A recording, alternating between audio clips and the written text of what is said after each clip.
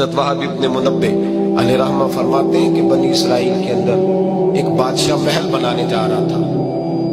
محل آج بھی جس آدمی کی سوسائٹی کے اندر 2-4 قلعے 2-4 ایکڑ کسی غریب کے آ جائیں، وہ یا تو اسے دھمکاتا ہے یا بلیک میل کرتا ہے، کچھ نہ ہو سکے تو پھر قتل ہی کرا دیتا ہے۔ اور یہ خبریں عام ہمیں سننے پڑھنے اور دیکھنے کو ملتی ہیں۔ بادشاہ محل بنانے جا رہا تھا، ایک غریب بی بی رہتی تھی، اس کی جھونپڑی بادشاہ کے محل کے نقشے میں آتی تھی۔ بادشاہ نے کہا بی بی منہ مانگی قیمت لے لو، خالی کر دو یہ مکان۔ بزرگوں کو اپنے جھونپڑیوں سے بڑی دلچسپی ہوتی ہے، بچے سوسائٹیوں میں چلے جاتے ہیں، ابا جی کہتے ہیں مجھے گاؤں میں رہنے دیں، میرا یہی دل لگتا ہے، مجھے اس گھر سے دلچسپی ہو گئی۔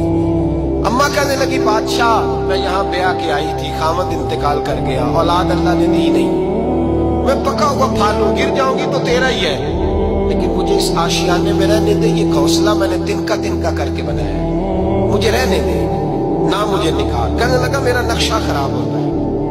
بی بی سارا دن مکان میں بیٹھی رہتی کہ میری چوپڑی ٹوٹ نہ جائے، ظالم کی نظر میں آ گئی ہے کہیں میرا یہ آرزوؤں کا محل چکنا چور نہ ہو جائے، سارا دن ڈیوٹی کرتی۔ بادشاہ نے بھی 2-4 سپاہی کھڑے کر دیے، جب گھر سے نکلے تو بلڈوز کر دینا، مکان کو گرا دینا۔ وہ خاتون کتنی دن بندہ بیٹھ سکتا ہے؟ ایک دن سر شام گھر سے نکلی، 2-1 گھنٹے کے بعد واپس آئی تو مکان گر گیا تھا، دیوار بن گئی تھی۔ حضرت وہب ابن منبہ فرماتے بس اس نے دعا کی تو رب کریم نے وہ شہر سارا تباہ کر دیا۔ اس بی بی نے 2 جملے کہے تو الٹ پلٹ دیا وہ سارا شہر۔ میرے نبی کریم علیہ السلام نے فرمایا جب مظلوم کے ہاتھ دعا کے لیے اٹھتے ہیں تو عرش کا مالک آسمان سے کہتا ہے کھول دے سارے دروازے، اس کے بیچ کوئی پردہ نہیں رہنا چاہیے، آنے دے، مظلوم ہے، اس پر ظلم ہوا ہے۔ لوگ کہتے ہیں میں بے چین رہتا ہوں صاحب، مولانا صاحب پیر صاحب، وہ گھر کے کونے سے چیخنے کی آواز آتی ہے، کوئی دم مل جائے، کوئی تعویذ ہو جائے، کچھ ایسا ہو جائے کہ بچت ہو جائے، کوئی ایسی پھونک لگ جائے کہ آرام آ جائے۔ تو میں کہتا ہوں بھائی اگر بڑے دم کرانے سے بھی فرق نہیں پڑا، اگر بڑے تعویذ لینے سے بھی چیخیں بند نہیں ہوئی، تو ذرا ٹٹول کے دیکھ لو کہیں کسی یتیم کی آہیں ہی نہ دفن ہو وہاں، کہیں کسی غریب کا گوشت تو نہیں دبا لیا، کہیں کسی کو لوٹ کے تو دیوار نہیں بنا لی، کہیں کسی کا مکان پہ قبضہ کر کے تو نہیں بنایا۔ اگر لوٹ اور حرام کا مال ہو تو پھر چیخیں بند نہیں ہوتی، پھر سکون سے سویا نہیں جاتا، پھر وہاں آرام کی نیند نہیں آتی۔